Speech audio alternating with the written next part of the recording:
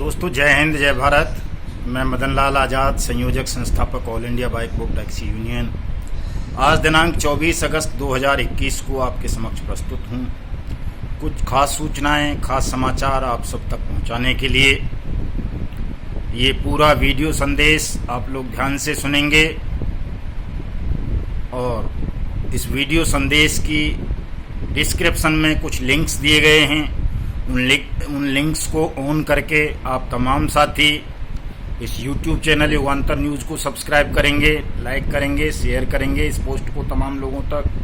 हमारा जो Twitter handle है युगांतर न्यूज़, उसको फॉलो करेंगे। जिन साथियों के अभी ट्विटर हैंडल क्रिएट नहीं हुए हैं वो तमाम साथी अपनी अपनी ट्विटर पर आईडी बनाएंगे और सब एक दूसरे को फॉलो करेंगे। जितने भी ठगी पीड़ित हैं या ईमानदार देशभक्त लोग हैं जो देश के लिए कुछ करना चाहते हैं, ठगी पीड़ितों के भविष्य को सुखद बनाना चाहते हैं, जो अपनी मेहनत की कमाई को ठगों से और सरकार से वापस लेना चाहते हैं। दोस्तों, फेसबुक पर हमने पेज बनाया है 20 करोड़ ठगी पीड़ित नाम से, उसको तमाम लोग ज्वाइन करेंगे। मेरी आईडी है मदन लाल आज़ाद के नाम से, वहाँ जा करके आप फॉलो कर सकते हैं। चूँकि फ्रेंड रिक्वेस्ट के लिए स्पेस नहीं है, फ्रेंड 5000 कंप्लीट हो रखे हैं, तो आप फॉलो के ऑप्शन पे जा करके फॉलो कर सकते हैं। ये काम आपको दो बातों के लिए करने हैं दोस्तों। एक तो क्योंकि आप तमाम लोगों को अपडेट चाहिए होती है अपनी अपनी ठग कंपनीज की कानूनी कार्रवाई और कानूनी प्रक्रियाओं के संदर्भ में कि क्या चल रहा है, कैसे होगा। तो ये तमाम चीज़ें हम सार्वजनिक रूप से फेसबुक पर, यूट्यूब पर, ट्विटर पर, व्हाट्सएप पर बताते हैं। आप तमाम लोग इनको ज्वाइन कर लो तो वहाँ आपको ये तमाम जानकारी, तमाम सूचनाएं सरलता से उपलब्ध होंगी। क्योंकि देश भर में 20 करोड़ ठगी पीड़ित हैं और लाखों लोग हमारी यूनियन से जुड़े हुए हैं। तमाम लोग यदि पर्सनल पर मुझे फ़ोन कॉल के द्वारा या व्हाट्सएप पर अपनी रिप्लाई चाहेंगे, अपडेट चाहेंगे, तो वो संभव नहीं है किसी भी मूल्य पर मेरे लिए देना या किसी के लिए भी देना। इसलिए सबसे अच्छा है आप तमाम लोग YouTube चैनल सब्सक्राइब कर लें, ट्विटर हैंडल पर जाकर युगांतर न्यूज़ ट्विटर हैंडल को फॉलो कर लें, फेसबुक पर जाकर पेज ज्वाइन कर लें, मेरी आईडी को फॉलो कर लें, व्हाट्सएप ग्रुप्स को ज्वाइन कर लें। यहाँ से आपको सरलतापूर्वक तमाम सूचनाएं, तमाम जानकारी, तमाम मार्गदर्शन, तमाम सुझाव, तमाम तरह की सहायताएं आपको प्राप्त हो सकती हैं, आपको अपनी मेहनत की डूबी हुई रकम को वापस पाने के लिए। तो ये काम कर लें आप तमाम लोग पहले तो दोस्तों। अब मैं अपनी बात आज की शुरू करता हूँ आपके समक्ष। इसको बड़े ध्यान से आप लोग सुनेंगे, हल्के में नहीं लेंगे किसी भी चीज़ को, क्योंकि हल्कापन, उथलापन आपके अपने भविष्य के लिए, आपके अपने परिवार के लिए, आपके अपने राष्ट्र के लिए बहुत खतरनाक और घातक सिद्ध होता है। इसलिए दोस्तों गंभीर होने की आवश्यकता है। चूँकि ये लड़ाई आपकी ठगों से नहीं है, पूरे बेईमान सिस्टम से है। ठग और बेईमानों से लड़ना कभी भी किसी भी युग में सरल काम नहीं रहा है। आज के युग में तो और ज़्यादा कठिन हो गया है, क्योंकि कहीं भी ईमानदारी का नामो निशान नहीं रहा है। सिस्टम में बैठे हुए लोग भी पूरी तरह से बेईमान और पथभ्रष्ट हो चुके हैं। हम सबको दोस्तों गद्दारों से बहुत सावधान रहना है। ये जो हमारे बीच के अपने गद्दार होते हैं, ये हमारी सबसे बड़ी कमजोरी बन जाते हैं, हमारी मौत का कारण बन जाते हैं। सारा दुनिया जानती है, दुनिया नहीं जानती तो कम से कम हिंदुस्तान का प्रत्येक व्यक्ति जरूर जानता होगा कि विभीषण भगवान के भक्त थे, लेकिन वो अपने वतन के प्रति गद्दार थे। अपने भाई के प्रति उन्होंने गद्दारी की और उनकी उस गद्दारी का परिणाम भगवान राम ने भले ही उनको अयोध्या का राजा बना दिया हो, अपना भक्त घोषित कर दिया हो, लेकिन हमारी लोक संस्कृति में हिंदुस्तान भर में कोई भी माँ बाप अपने बच्चे का नाम विभीषण नहीं रखता है। ये हमारे देश प्रेम की पराकाष्ठा है कि जो व्यक्ति भगवान का भक्त था, सबसे सच्चा भक्त, सबसे बड़ा भक्त, उस भक्त के नाम पर कोई भी व्यक्ति अपने बच्चे का नाम रखना पसंद नहीं करता। क्यों नहीं करता? कि वो देशद्रोही था, गद्दार था, उसने अपनों के प्रति गद्दारी की, अपने देश के प्रति गद्दारी की।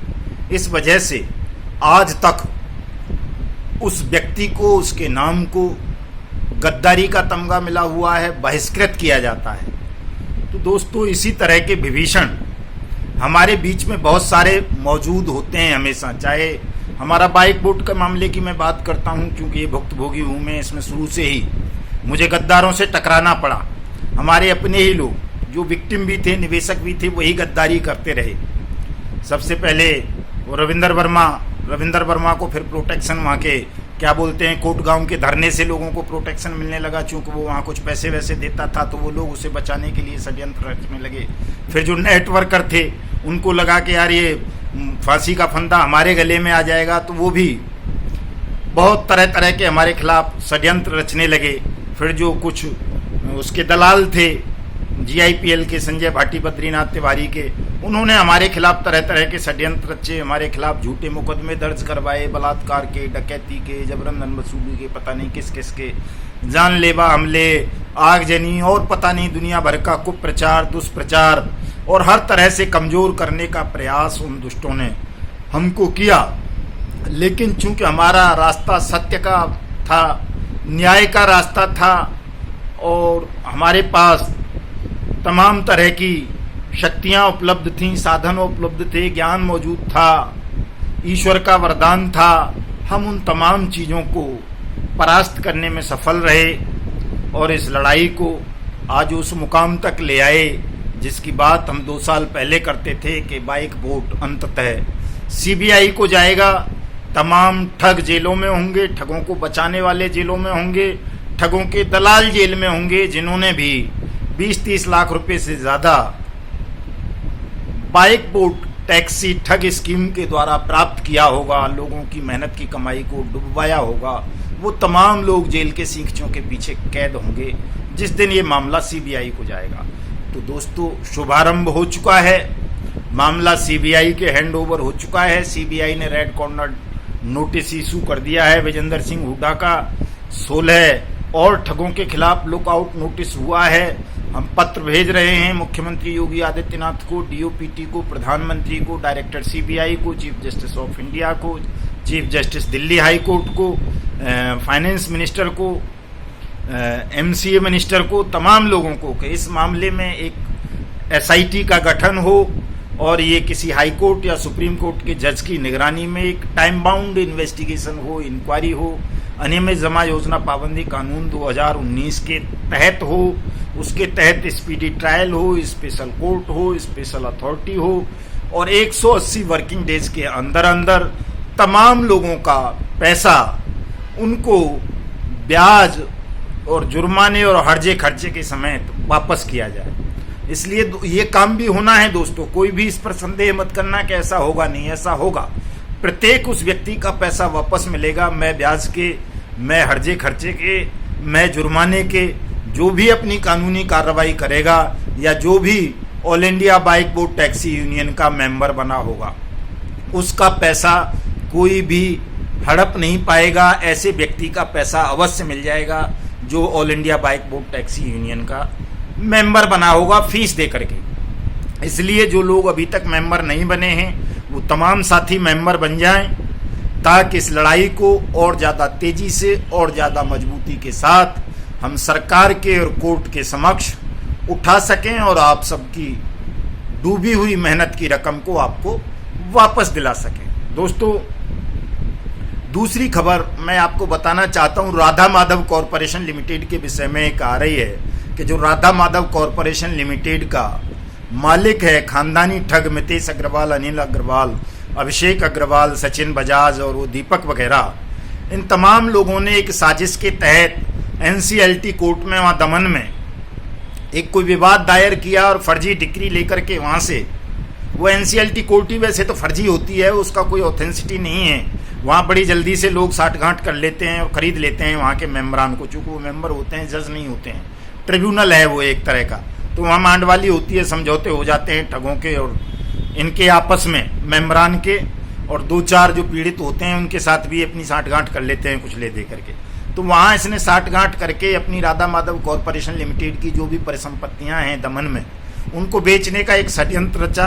किसी तरह से वो सफल नहीं हो सका, मालूमात पड़ गया, वो चीज़ वायरल हो गई खबर, तो किसी तरह से मितेश अग्रवाल, अनिल अग्रवाल राधा माधव कॉरपोरेशन लिमिटेड की परिसंपत्तियों को बेचने में सफल नहीं हो सके हैं। मैं आपको बता देना चाहता हूं, आपके साथ साथ सरकार को भी बता देना चाहता हूं, दिल्ली पुलिस को स्पेशली बता देना चाहता हूं, चूंकि दिल्ली पुलिस के थाना वेलकम उत्तर पूर्वी दिल्ली में 651/2020 पर अंडर सेक्शन 420, 406/34 IPC 1860 प्लस अनियमित जमा योजना पाबंदी कानून 2019 के तहत राधा माधव कॉरपोरेशन लिमिटेड ठगी मामले में मुकदमा दर्ज है। दिसंबर 2020 में दर्ज हुआ था। अफसोस की बात यह है कि दिल्ली पुलिस ने अभी तक इन ठगों को गिरफ्तार नहीं किया है। हो जाएंगे गिरफ्तार, इसको लेकर के भी हमें तनाव लेने की जरूरत नहीं है।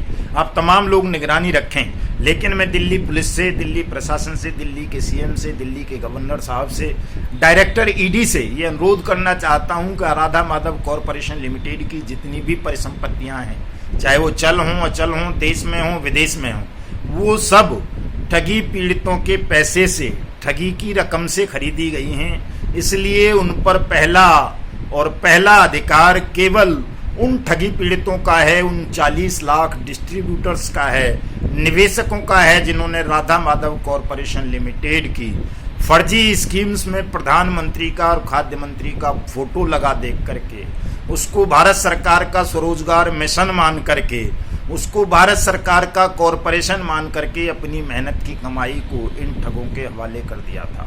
इसलिए कोई भी परिसंपत्ति राधा माधव कॉरपोरेशन लिमिटेड की कहीं भी नीलाम और बिक्री नहीं होनी चाहिए। उसकी नीलामी केवल और केवल सेबी और ED और दिल्ली पुलिस मिलकर के कराएं, ताकि जितने भी विक्टिम हैं, 40 लाख से ज़्यादा लोग विक्टिम हैं इसमें, जिनकी मेहनत की कमाई को हड़पा है, उन सबका पैसा उनको वापस मिल सके।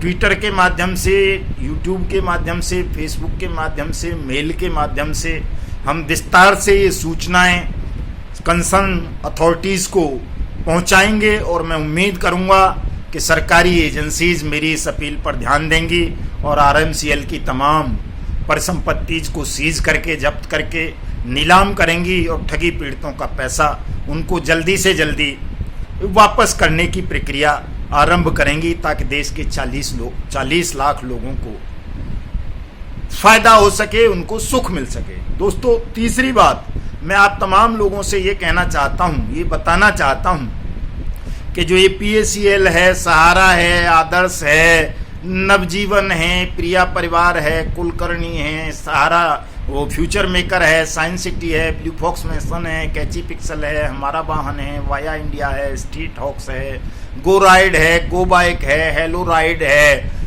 एवरग्रीन है, NMM है, ये क्या बोलते हैं, श्योर गेन है, गोट फार्मिंग है, मुर्गी पालन है, मछली पालन है, गोल्ड वाली हैं और बहुत सारी इस तरह की जो ये ठग कंपनियां हैं, A to Z वगैरह, पूरे देश भर में 80,000 ठग कंपनी है, कोऑपरेटिव सोसाइटीज़ हैं, जिन्होंने हमारे देश के 20 करोड़ से ज़्यादा लोगों को ठगा है।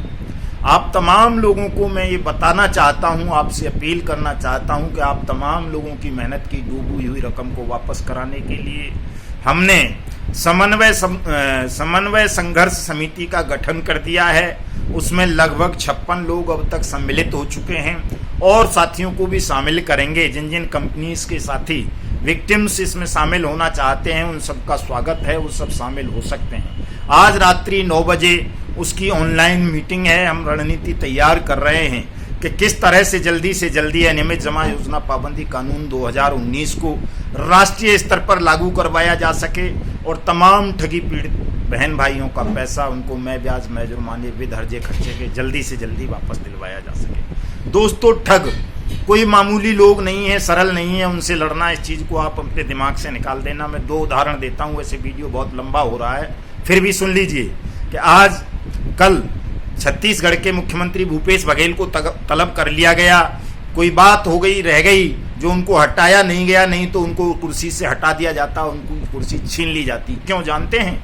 क्योंकि 15 अगस्त को भूपेश बघेल ने छत्तीसगढ़ में ठगी पीड़ितों का पैसा वापस करना आरंभ कर दिया था।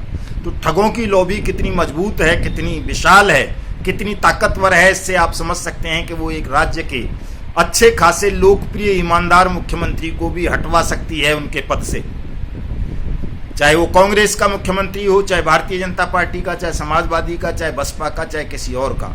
जब जुलाई 2019 में बहुजन समाज पार्टी के सांसद कुंवर दानिश अली ने ये अनियमित जमा योजना पाबंदी कानून का मुद्दा पार्लियामेंट में उठाया था तो उनको नेता सदन पद से मायावती ने तुरंत हटा दिया था।